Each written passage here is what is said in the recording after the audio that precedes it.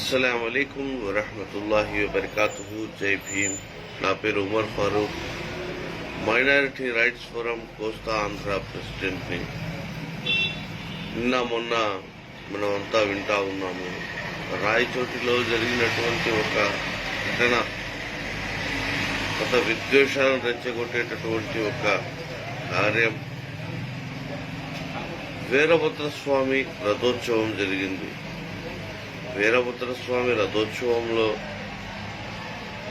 వీరభద్రుని జైజేలు రావాలి, వీరభద్రస్వామి హాహాకారాలు కానివ్వండి, వీరభద్రస్వామికి ఏమైనా చెప్పాలన్నా కూడా ఆ మాటలే చెప్పాలి మనం.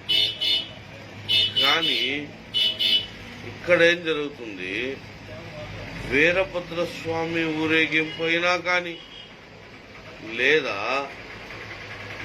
ఇంకో ఊరేగింపు, ఇంకో దేవుడు, ఇంకో హరహర మహాదేవ్ అని ఈ ఊరేగింపుల్లో కూడా కేవలం జేఎస్ఆర్ నినాదాలు ఎందుకు? మీరు చెప్పండి. వీరభద్రస్వామి ఊరేగింపులో వీరభద్రస్వామికి జేజేలు పలుకుతారా, లేకపోతే అక్కడ కూడా జేఎస్ఆర్ అంటే జై శ్రీరామ్ అనే నినాదాలు పలుకుతారా? మీరు హిందువులు ఉన్నారుగా, వాడెవడో ఇప్పుడే పెట్టాడు ఒకడు, ద చిత్రగుప్త అని చెప్పేసి ఒక పేజ్ ఏదో ఉంది, దాంట్లో ఒకడు మాట్లాడుతూ ఉన్నాడు. ఏదంటే మన మసీదుల ముందుకు వచ్చినప్పుడు మేము శబ్దం చేయొద్దని చెప్పి నువ్వు విన్నావా? మేము చెప్పడం నువ్వు విన్నావా? కొద్దిగా మాటలు మాట్లాడబాక. ఫస్ట్ ఆఫ్ ఆల్ తెలిస్తే మాట్లాడు. అంటే మసీదు ముందర రాగానే మీరు శబ్దం ఆపేయండి. ఏ రోజైనా మేము చెప్పింది నువ్వు విన్నావా? విన్నట్టయితే మాట్లాడు. లేకపోతే నీ యథేచ్ఛగా నీ ఇష్టానుసారంగా నువ్వు మాట్లాడితే ఊరుకునే సమస్య లేదు. ఇక్కడ మసీదు ముందుకు వచ్చినప్పుడు మామూలుగా వెళ్తూ ఉన్నారు, వెళ్ళిపోండి. కేవలం మసీదు రాగానే, ఆ మసీదు చూడగానే పూనకం వస్తుందా? పూకుముండా పూనకం వస్తుందంటారా మీకు? ఆర్ఎస్ఎస్ వాళ్ళు అక్కడ దిగేసి ఆర్ఎస్ఎస్ వాళ్ళంతా కూడా 100 మంది దాదాపుగా దాంట్లో కలిసిపోయి ఆ ఊరేగింపులో, ఆ రథోత్సవంలో మసీదు రాగానే పూనకం వచ్చినట్టు జేఎస్ఆర్ నినాదాలు చేస్తూ, దానికి పోలీసులు సైతం వద్దపాడుతూ, పోలీసు వ్యవస్థ కూడా అక్కడే ఉంది. పోలీసులు కూడా రథోత్సవంలో డ్యాన్సులు వేస్తూ, చిందులు వేస్తూ, మేము లేదని చెప్పలేదు, కానీ పోలీసులకు ఆ డ్యూటీలో ఉన్నప్పుడు మీకు ఒక విధి విధానం అనేది ఉంటుంది సార్. దాన్ని మీరు పాటించకుండా, ఇప్పుడు మా ముస్లిం పోలీసులు ఉన్నారు, వాళ్ళు మా మిలాదున్ నబీ కానివ్వండి, లేకపోతే ఇంకా ఏదైనా ర్యాలీ వచ్చినప్పుడు, ర్యాలీ తీసినప్పుడు ఆ ర్యాలీలో పాల్గొని వాళ్ళు కూడా పూనకం వచ్చినట్టు ఎగరతారా? లేదు కదా సార్. మీరు ఆలోచించండి. ఇది కేవలం మీరు ఒక మతానికి టార్గెట్ చేసి చేస్తున్నట్టుంది, కానీ ఒక మతాన్ని టార్గెట్ చేసి చేస్తున్నట్టుంది. ఇది ఇక్కడ కావాలని రెచ్చగొట్టే వ్యాఖ్యలు చేస్తా ఉన్నారు. ఈ రెచ్చగొట్టేటటువంటి యొక్క కార్యాచరణ జరిగింది సార్. అక్కడ మీరు గమనించండి. మసీదు రాగానే మసీదు ముందుకు వచ్చేసి డీజే పెంచుకోవడం, ఈలలు వేయడం, జేఎస్ఆర్ నినాదాలు చేయడం, ఏం సార్ ఇది? ఎక్కడికి వెళ్తుంది sir me law and order? Police వ్యవస్థ ఏం చేస్తుంది సార్ అక్కడ? అంటే అడిగేవాడు లేడని చెప్పేసి మీ ఇష్టానుసారంగా చేస్తా ఉన్నారా? ముస్లింలు రంజాన్ మాసంలో ఊరుకుంటారులే, గమ్ముకుంటారులే, ఏమనర్లే అనుకుంటున్నారా? ఎవడు పడితే వాడు వీడియోలు పెట్టేసి వాళ్ళని కొట్టారు, వీళ్ళని కూడా 19 మంది ముస్లింస్ యువకుల్ని తీసుకెళ్లి పెట్టేశారు సార్ జైల్లో. మీరు వాళ్ళేం తప్పు చేశారు సార్ అక్కడ?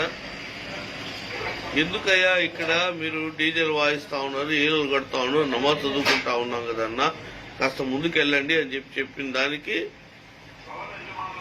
వాళ్ళ మీద తిరగబడిపోయి రౌడీ మూకలంతా కూడా ఈ ఆర్ఎస్ఎస్ బజరంగ దళ వాళ్ళంతా కూడా దాంట్లో కలిసిపోయి మసీదు మీద రాళ్లు రువ్వడం, మసీదులో నమాజ్ చేసుకునే వాళ్ళ మీద కొట్టడం, వచ్చిన పిల్లకాయల్ని అమ్మను ఆ బూతులు తిట్టడం, వాళ్ళు రెచ్చిపోవాలని చెప్పి కావాలని చెప్పి వాళ్ళని రెచ్చగొట్టి దాంట్లో పిలిపించి వాళ్ళని చితకబాదడమే కాకుండా పోలీసులు మళ్ళీ వాళ్ళని చితకబాది ముస్లింలే టార్గెట్ చేసి ముస్లింలను తీసుకెళ్లి లోపలేయడం, ఇది కేవలం ఒక మతపరంగా జరుగుతూ ఉంది. సార్ ఆలోచించండి. రాష్ట్ర ముఖ్యమంత్రి వర్యులు శ్రీ నారా చంద్రబాబు నాయుడు గారు దీని మీద ప్రత్యేక శ్రద్ధ వహించండి. సిబిసిఐడి కేసు విచారణకు వేయండి, దాని ద్వారా దీన్ని విచారణ చేయండి. ఇక్కడ కుట్రలు, కుతంత్రాలు, మత విద్వేషాలు, రెచ్చగొట్టే తత్వాలు ఇవన్నీ కూడా ఇక్కడ జరుగుతూ ఉన్నాయి. ఇప్పటిదాకా లేనటువంటి రాయచోటి ఎన్ని సంవత్సరాల నుంచి జరుగుతుంది సార్ వీరభద్ర స్వామి ఉత్సవాలు? ఎన్నో సంవత్సరాల నుంచి జరుగుతోంది. మరి ఈ రోజే ఎందుకు వచ్చింది? ఈ కూటమి ప్రభుత్వంలోనే ఎందుకు వచ్చింది? బీజేపీ పాలిత ప్రాంతమా అది యూపీనా లేకపోతే ఏపీనా సార్? ఇది ఆంధ్రప్రదేశా లేకపోతే ఉత్తరప్రదేశా సార్? ఇది సార్ ఆలోచించండి. మీకే వదిలేస్తాం. అది లా అండ్ ఆర్డర్ మీరు సరిగ్గా తీసుకున్నారా తీసుకోలేదా? పోలీసు వాళ్ళ కార్యక్రమాలు కరెక్ట్ గా చేశారా లేదా? మసీదు రాగానే పూనకం వచ్చినట్టు ఊగిపోవడాలు ఇక్కడే అనే కాదు, ప్రతి చోట కూడా. ఏ ఉత్సవం చేసినా, ఏ రథోత్సవం చేసినా, ఇది చేసినా కూడా, ఏ ఊరేగింపులో కూడా ఇదేంది సార్? ఇది మాటి మాటికి దయచేసి మీరు ఈ యొక్క కార్యాచరణ జరిగింది, ఈ ఘటన జరిగింది, దీనిపైన తప్పనిసరిగా సిబిసిఐడి కేసు వేసి విచారణ చేయాలని చెప్పేసి రాష్ట్ర ముఖ్యమంత్రి వర్యులు చంద్రబాబు నాయుడు గారిని, అదేవిధంగా ధర్మాన్ని రక్షించే మన డిప్యూటీ సీఎం గారు ఉన్నారో లేరో కూడా తెలియని వ్యక్తి ఆయన పవన్ కళ్యాణ్ గారిని, అదేవిధంగా లోకేష్ గారిని మరీ కోరుకుంటా ఉన్నాం.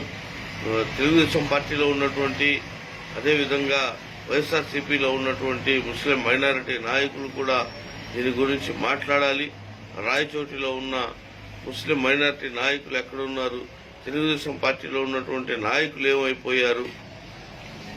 మన ముస్లిం మత పెద్దలు, మైనారిటీ మంత్రి గారు ఎక్కడున్నారు?